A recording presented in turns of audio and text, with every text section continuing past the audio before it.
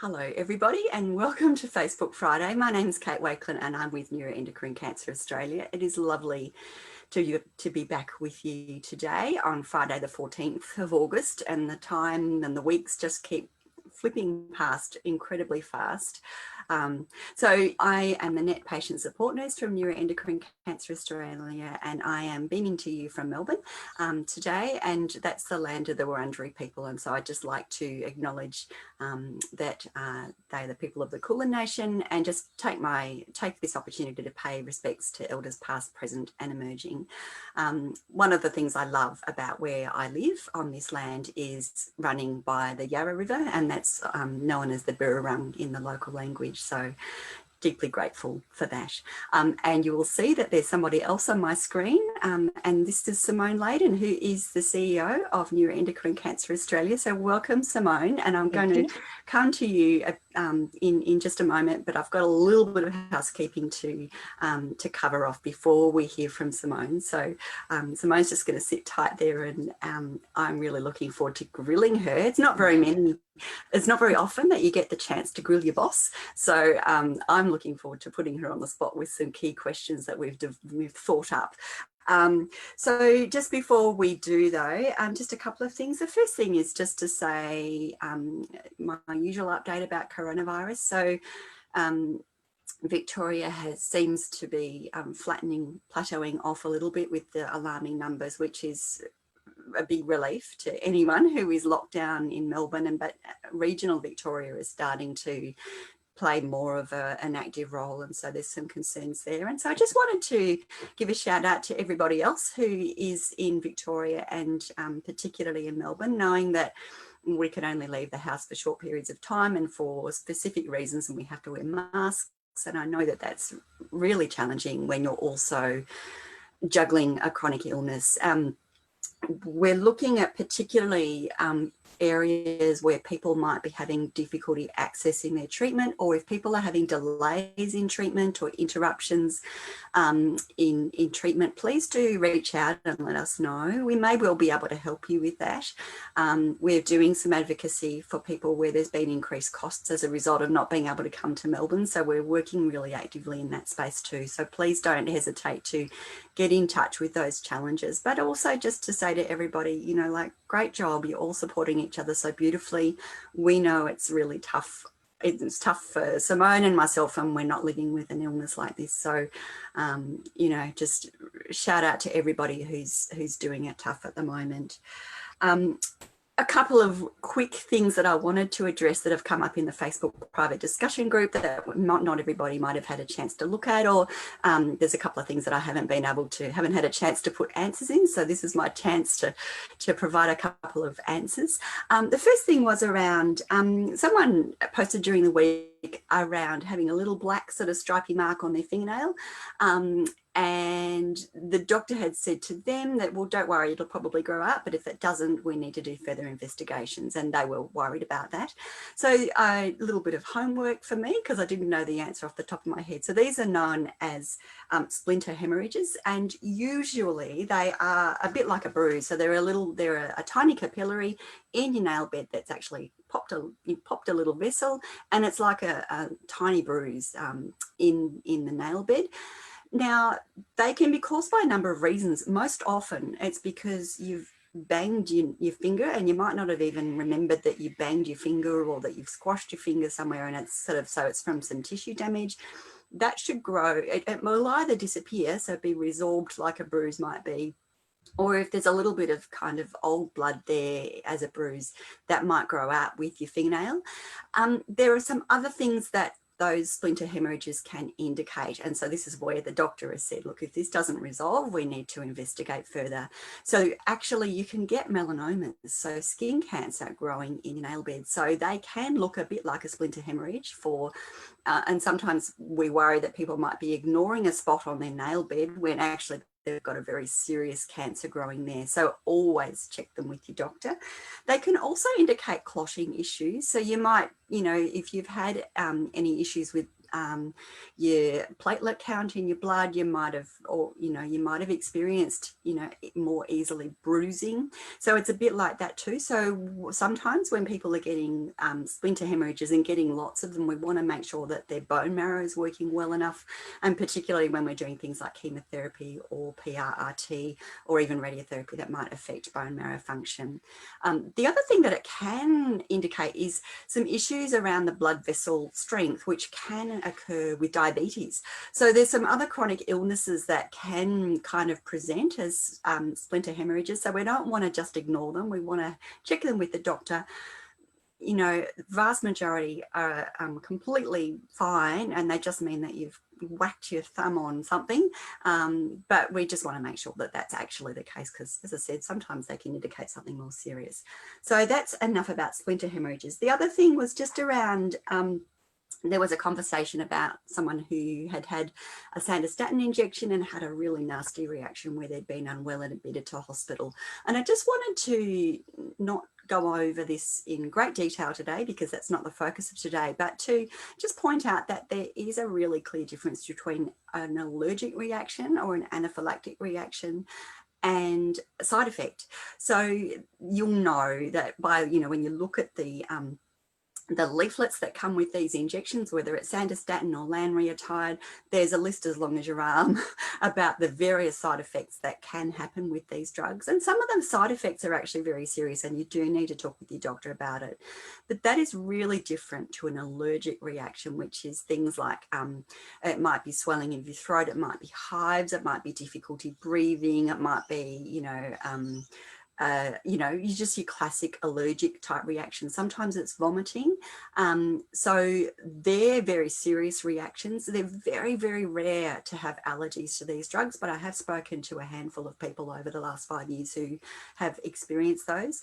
Having an allergy to one doesn't mean that you'll be allergic to the other one. So that's just something to keep in mind. But at the end of the day, talk to your doctor about anything, whether you think it's an expected side effect, because sometimes we can do something about those and get them working better, but sometimes they're serious too and also need to be looked at really carefully in terms of your overall management. But certainly if you're experiencing anything alarming like that, then you need to actually, if you're experiencing anything alarming like that, then it's probably a call the ambulance situation. If you're having trouble breathing or you're feeling tightening in your throat or that kind of thing. But just that there is a really distinct difference between those two things that can, there's two categories of responses to any kind of drug, but particularly somatostatin analog injections, which is what we're talking about today. So that's enough from me. I need to draw breath and introduce you to Simone Leyden. So Simone, as I said, is our CEO of NeuroEndocrine Cancer Australia, and has been, she was one of our founders of the organisation, along with her brother John. I'm just aware that Simone was very, very involved in this Facebook support group at the very beginning, but since I've come on board over the last 5 years, I've taken over quite a lot more of that role, which has left Simone because she had lots of fish to fry.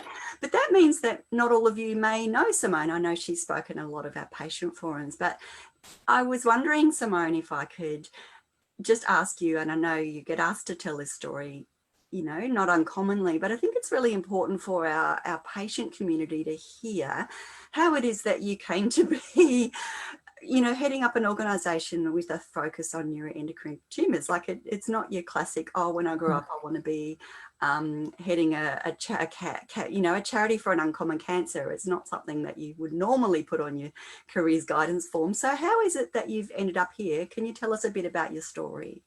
Sure. Thank you, Kate, and thank you. And I'm sure all the patients appreciate how wonderful Kate is. And I'm pleased that Kate obviously has taken over a lot of that side, and she does such a fabulous job. So our family journey, I think, if we really start to think about it, actually started back in 1993.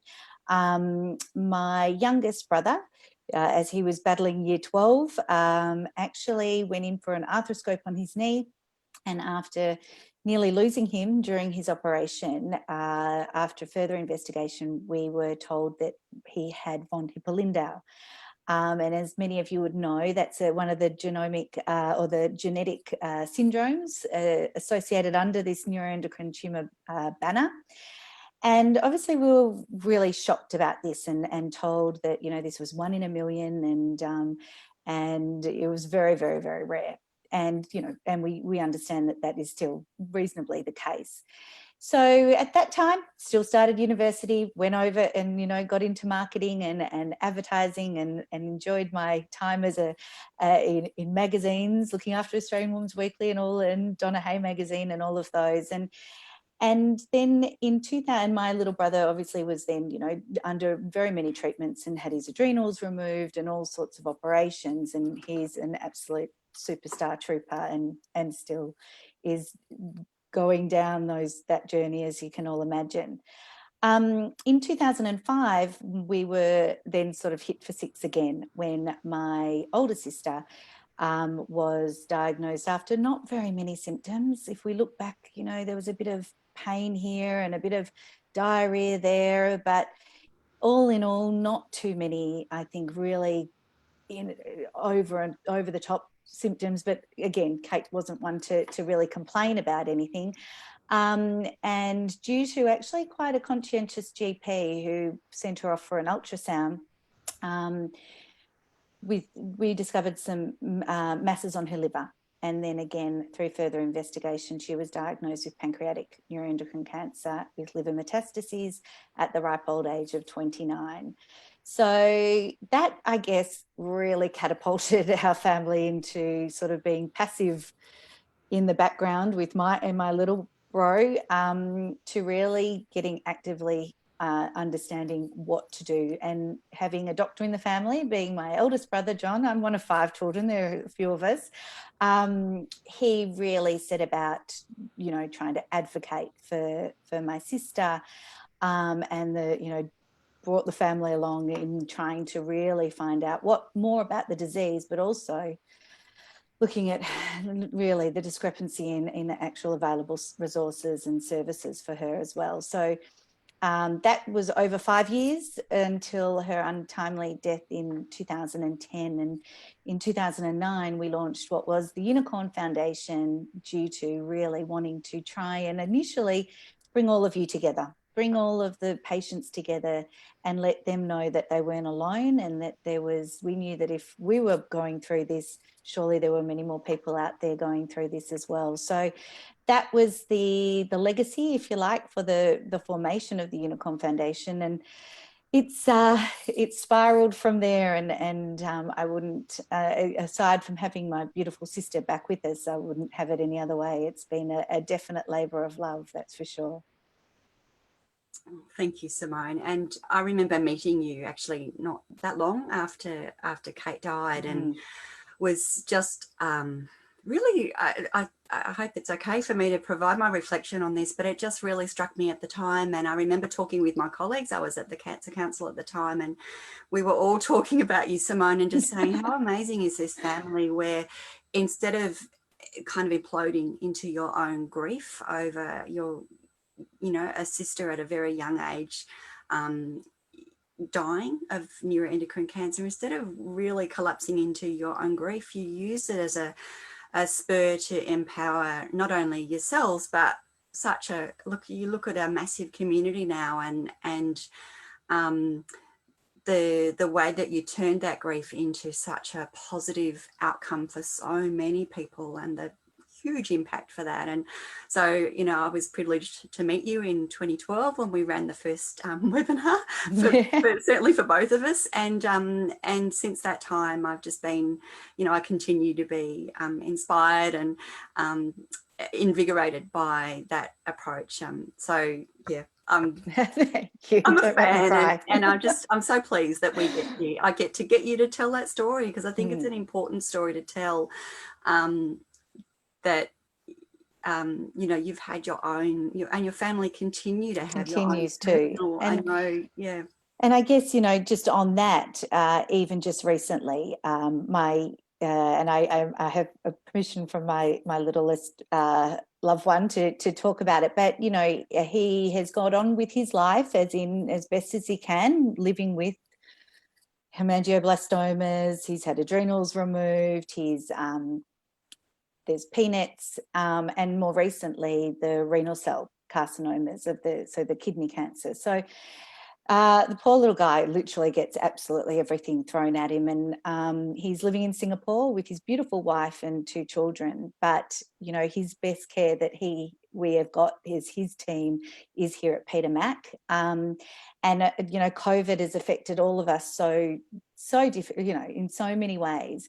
And you know, we as a family have just struggled with that too, with trying to get him out for his surgery that he desperately needed. And I'm happy to report that he had that last week. After quarantines, after hit and missing, not knowing if planes were going to be cancelled, all sorts of things. So the added stress on the added stress. But he successfully had some an incredible surgeon and robotic surgery last week on his kidney cancer, and I'm happy to report that he's doing well, and shout out to his birthday today as well. So it is, you know, as sad as I lost, you know, we lost our sister.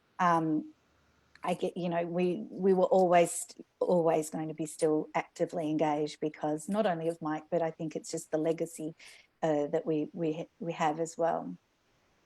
Wow, and happy birthday to your brother. That's amazing. That's, wow, what a story. And I'm so glad.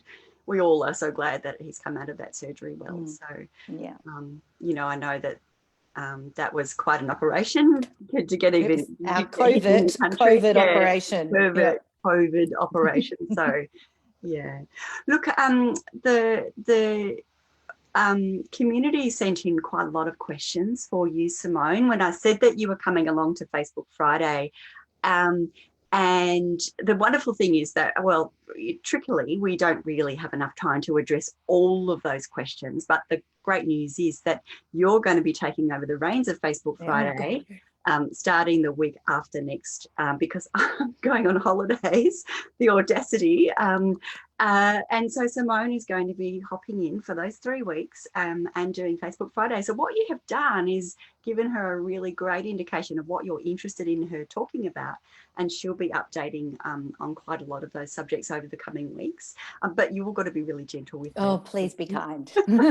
As you were so gentle with me when we were starting out on this weird and wacky idea about, well, what about just doing some live broadcasts? So I know that you'll be gentle with Simone. But there were a couple of questions that came through that conversation that I did want to put to you, Simone, and then with you having the opportunity to sort of look at those questions further over the coming weeks.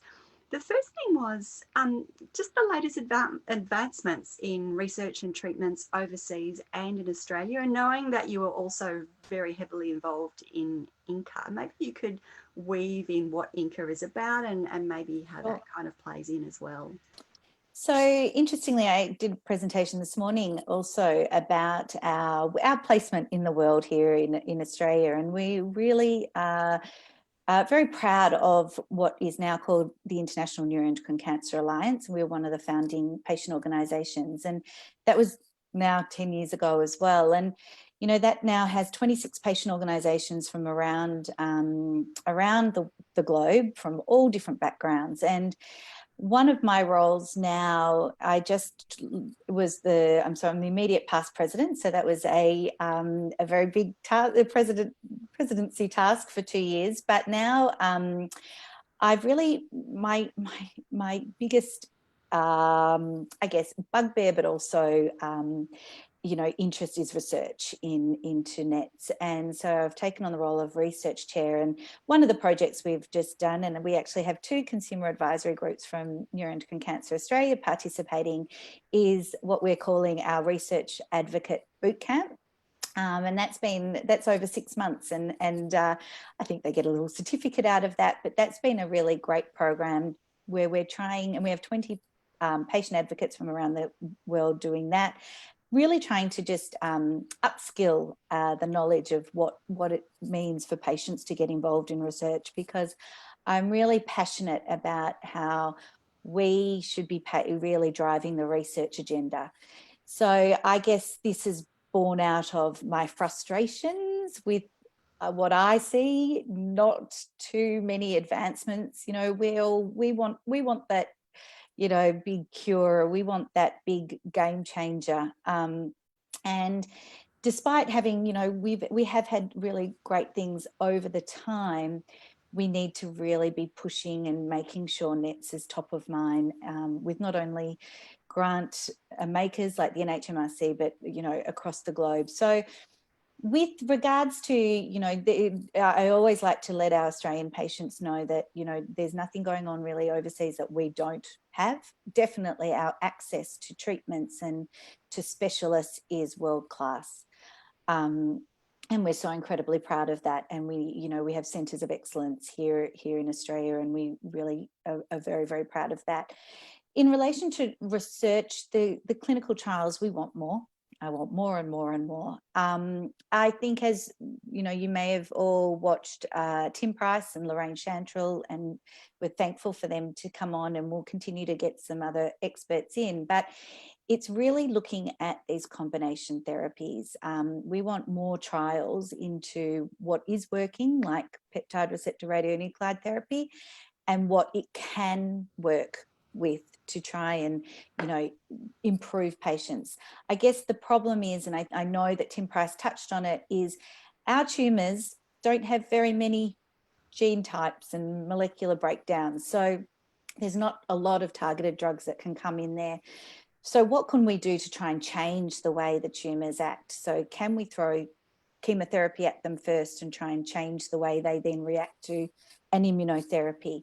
And these are all things that we're constantly trying to also get industry and pharmaceutical companies that have immunotherapies interested in our cohort of patients. We want them to start looking at NETs and going, oh, yeah, well, we won't just do it all in melanoma, and we won't just do it in prostate. Let's start looking at NETs. So one of my roles is very much on these sorts of calls with pharmaceutical companies, saying, what about this, and look at this, and how can our patients get onto that trial, but as we've spoken about with these basket trials. And so, yes, it's a big passion of mine, because I think we need more.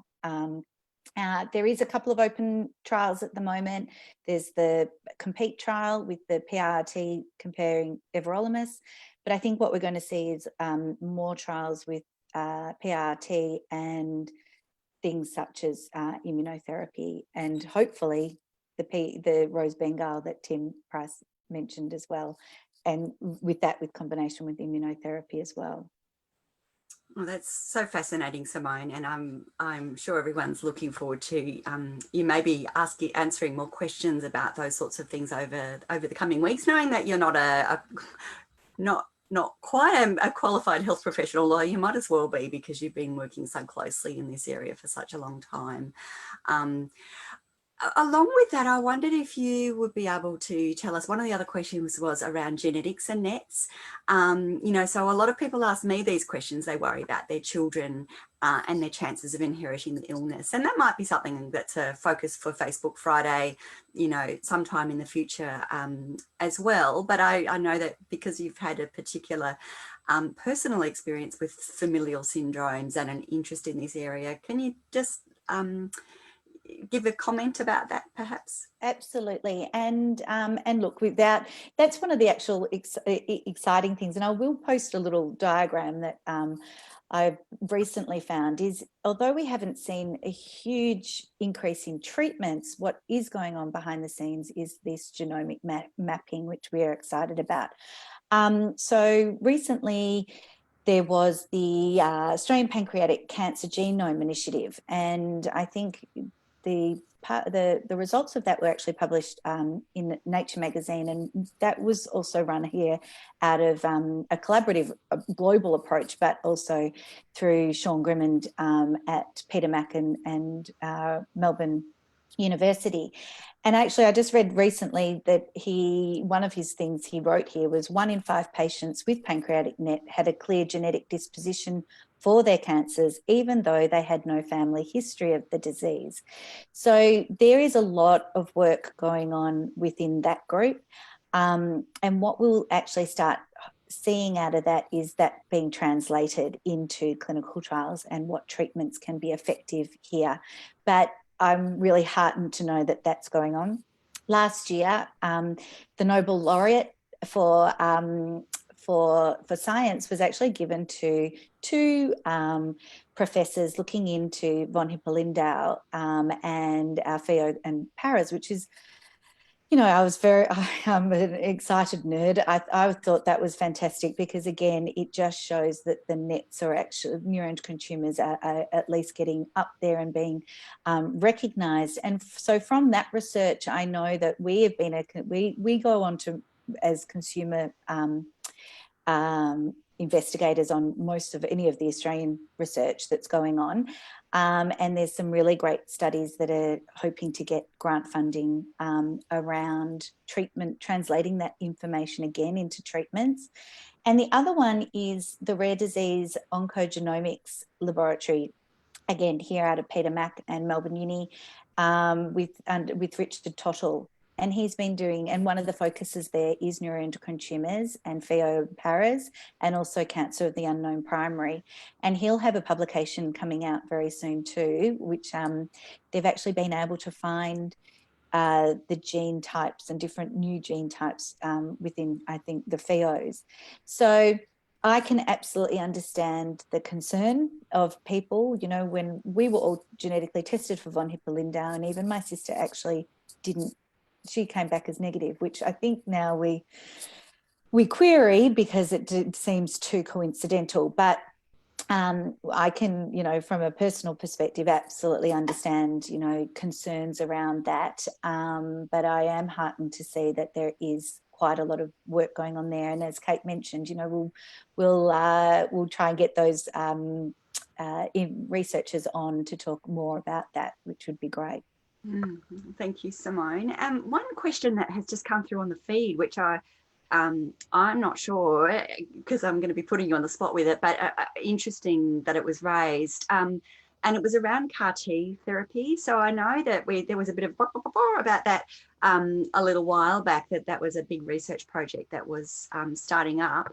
And I think it was a variety of sites, but I know Peter Mac was fairly central in that. Do you have an update? I mean, I've just read that on the screen now, and I was like, oh, I'd have to go and make a couple of phone calls to find out. But but we can absolutely take that on notice.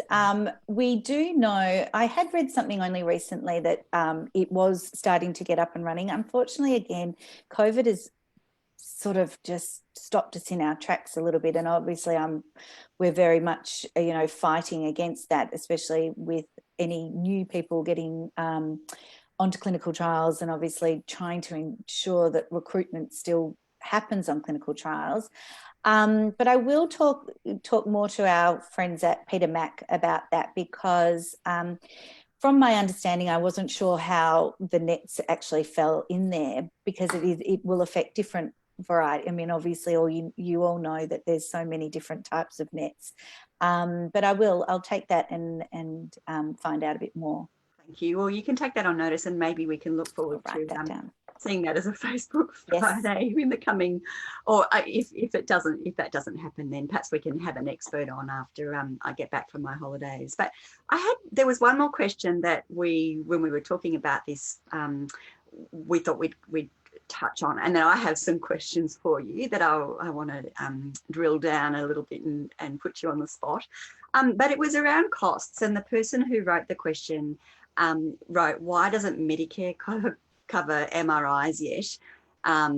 It does if it was colon cancer. And I know also in the Facebook discussion group over the last few days, there's been a lot of conversation around chromogranin A and the disparities in who gets charged what fee from what hospital, and there's so much discrepancy. And it seems, I think, for some of these things, that our rural patients are the ones that are really disadvantaged, because you don't necessarily have the choice to go to a different provider to get that test for free, that you're really stuck with the one hospital or the one lab. So look, as a person who grew up in the country, I am very passionate about our country patients and making sure that as much as possible they can have as much of a seat at the table as anyone in a big city. But Simone, I know this is a subject that comes up in our consumer advisor Yeah. group meetings as well, and whether you would have a comment for the sorts of work about the sorts of work that we're doing in this space to improve that situation. Absolutely. So interestingly, this was never something reimbursement and all this sort of is been a learning curve over the last 10 years. And I think one of the key ones that we've seen evolve is, and one that, you know, was potentially not reimbursed that had, and we've been involved in that process, was the PET scans. And we were so grateful to the patients giving us feedback around that. I guess with the, from my understanding, you know, it's the fact that no one has actually put in a submission, if you like, to try and get that funded for our patients. And that's something that we are looking at, is an overall framework for everybody. So we have a fantastic board member who's helping us with this health economics. Health economics is, and we know from the financial toxicity paper that you guys were involved in, we're so grateful for. And we're taking all these surveys that we do with you. We promise that we actually do a lot with them, and trying to improve the access, and also changing the policy. So we are working on a national framework, and one of those national frameworks, and that will, so doesn't matter where you live, metro, regional. We know that people who can access sites like Royal North Shore, Royal Brisbane, or the public hospitals in those states do get a lot of their services free of charge through the public hospitals. But that doesn't, you know, you shouldn't be disadvantaged as to where you live. And we also think, you know, with the blood tests, this is something that, you know, patients are having sometimes once a month for years and years and years, and you shouldn't be out of pocket for that either. So we're looking at a national framework, and part of that will obviously be, which is on the table. Unfortunately, things have been put under the table because of COVID, but we're trying to get that back on top of the table, is around an optimal care pathway. So with other cancers, these are actual signed off clinical plus, you know, consumer and health economic pathways. They're signed off by all the health ministers, and everyone would know here, you know, now of COAG and all these things that none of us really knew about before COVID. And we are looking at trying to get that put in place for our NET patients, so that once you're diagnosed, you go through this process, you get referred to the multidisciplinary team, you know, you get through to a centre of excellence, then you get your care back in the community. We're looking at the whole range of that, and these payments absolutely make a vital part of that, to try and get everyone to have access, you know, for free, but also best access and best care through the best specialists as well. So that's why I think the other day I did encourage everyone to keep on sharing that. It's a conversation I've got at 2:30 today around looking at Medicare item numbers. That's what I need to do on a Friday afternoon, looking at Medicare item numbers and looking at how we can build the argument to government around the costs to our patients. And actually what they're more interested in obviously seeing is the costs to the health system, and how we can try and minimize those health costs as well.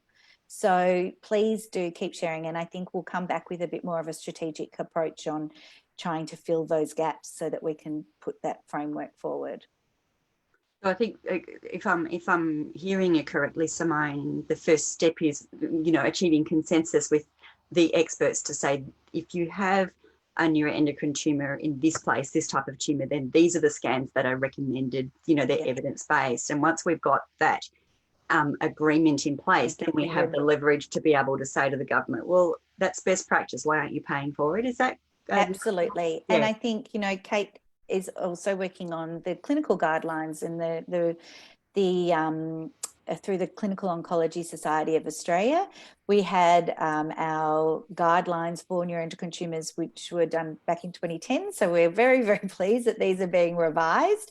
And again, they will form the argument to be able to get best practice allows us to take to policy, to the government to say, well, this is best practice, so this is actually what needs to be put in place, and will provide the best outcomes for patients, but also the best outcomes for the system as well.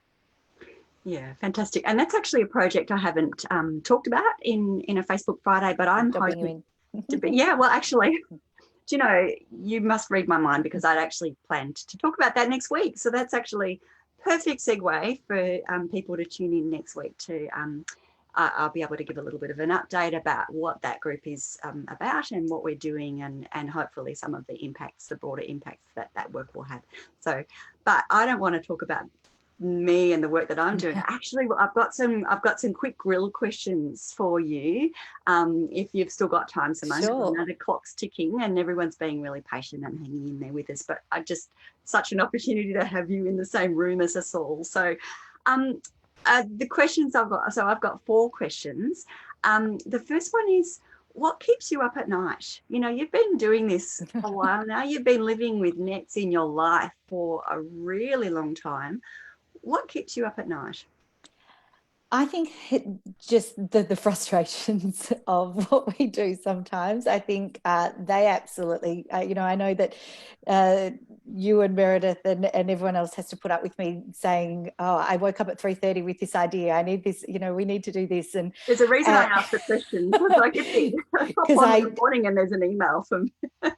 There's an early email. I do like to do the early emails, and my apologies for that. But I think that things like that, at the moment, the thing that's keeping me up at night is our registry, which we'll be talking about later on. And just I just have such a passion for that registry. I'm not going to let it fail. And I guess that's one of the more immediate things and the patient-reported outcome app is my biggest bugbear at the moment that keeps me up at night, and trying to push that through. I think what keeps me up at night is really just trying to get some change and trying to think how we can actually work our way around the system to get that done. So I guess the flip side to that question is, if you're being kept up at night, what gets you up in the morning? What makes you jump out of bed and have energy for this day after day? And I know, and I don't want to sound cheesy, but it's actually all of our patients, and it's all of you, in this private discussion group, and reading everything that you do, that, and how you support each other and how you keep positive. That makes me positive. That makes me want to get up and keep on going. And I think, every day is different. Every day is a new challenge. That we have our successes, which we celebrate, but we don't celebrate for long, because we then, get down to business and work on our next thing. And I just think, we have achieved a lot, but I think with everything, it's definitely not enough. And there is, at least I just feel that, if you just keep pushing, there is some, I don't know, I'm always a bit positive, but I just think that we're really always this close to the next thing, and this close. And, that's what keeps me, motivated, and just seeing how it affects patients in real life. That's what keeps me motivated. That's a fantastic answer, and I have to say it's very similar to me. It's not cheesy. It's not cheesy. True. But it's our community, yeah. So my next question is, what's one piece of advice, and I know that's really hard to just narrow it down to one piece of advice you would give to someone just starting out with NETs? And I actually spoke with a person this morning on the phone before getting ready for this broadcast, and they are newly diagnosed. They're just working out how to navigate the system, what a neuroendocrine tumour is. They're making decisions about surgery or other treatments. What's your advice? What's your one pearl of wisdom for someone just starting out? And it's interesting. I don't think it's changed over all these years. I think the advice that I used to do on the 1300 number, and the advice that we took on as a family, is to be your best advocate, to never take no for an answer. When something doesn't feel right, and you've got to make those changes. And as hard as they are, I think, it is our life, it's your life that is on the, you know, and I know that sounds quite dramatic, but I think, you know, after speaking with so many patients over the years, I've always been like, don't worry if you offend anyone. Doesn't matter. Who cares? Just get another opinion. And I think that leads into what we've always tried to do. And when we first launched the website with Net Specialists, was get the best team around you, get the best people around you. And, you know, now get onto our website and find that, and get on to Kate to do that as well. I think, but just being your best advocate is just is absolutely vital in a disease like this. I think that's really brilliant advice. You know, I think, you know, that's borne out from your own experience, but we see that again and again. And, you know, I would just echo that, to be in charge of your own bus, you know, but have the right people on your team. And yeah, don't be flustered by people's egos. It's not your job to make people feel good about themselves in their role. It's actually, you know, you only get one shot at this life business. So exactly, this is not about me giving advice. This is about, so I'm coming back to you. My last question is, if you found a genie in a bottle, what would be your 3 wishes? Look, I think selfishly, I would love, you know, to bring back some of the people that we've lost along the way. That, you know, that makes me a bit, just have a bit more time would be fun. Absolutely a cure for this disease. That would be just, you know, wouldn't that be an absolute gift? And selfishly, I just think, look, in the meantime, if we can't have all of that, for us just to try and remain, you know, healthy and well and happy. You know, I think life throws you so many curveballs, but if you can just try and take them on the chin and keep on going, I think, you know, that my wish would be just to keep my family and friends and you as a larger community, you know, as safe and happy as we can be. Oh, I think that's a beautiful note to end it on, Simone. I think you said that, you know, none of us, we've only got one shot at this. And if there's anything that I've learned from walking with this community and walking with you through some of this as well, is that it reminds me constantly to appreciate the joy in every moment and to grab hold of whatever value I can get out of any day, because, you know, none of us know what's ahead, but I see that so much in our group, and I see that so much in you too. So look, it has been such a privilege to sit with you, my boss, and grill you about these things. I love when you say boss. I feel like sometimes she's the boss of me, everybody.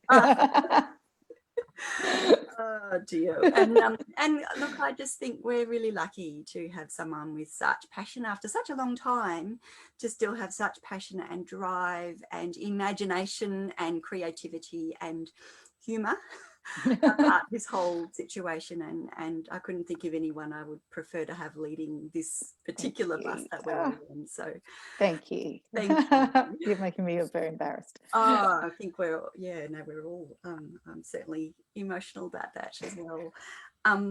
So that's, I think, going to wind up this bit of the conversation.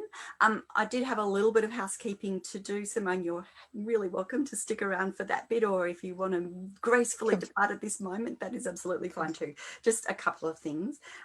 This week we've got support groups in Melbourne on Tuesday night, and also Hobart on Tuesday. So if you haven't received an email with the Zoom link for those groups, because obviously we're not meeting face to face at the moment, we're meeting in the it's not the same, but it's you know, it's what we can do via Zoom. So keep a lookout, have a look in your spam folder, or if you're not on those mailing lists, then give me a shout out. So the best way to contact me is netnurse@neuroendocrine.org.au, and that's look, all roads eventually lead to Rome. You can tag me in a Facebook post, or you can leave a message on my phone or whatever, but it all leads to the email address is really the first thing that I'll look at. So that's a really key way to get in touch with me.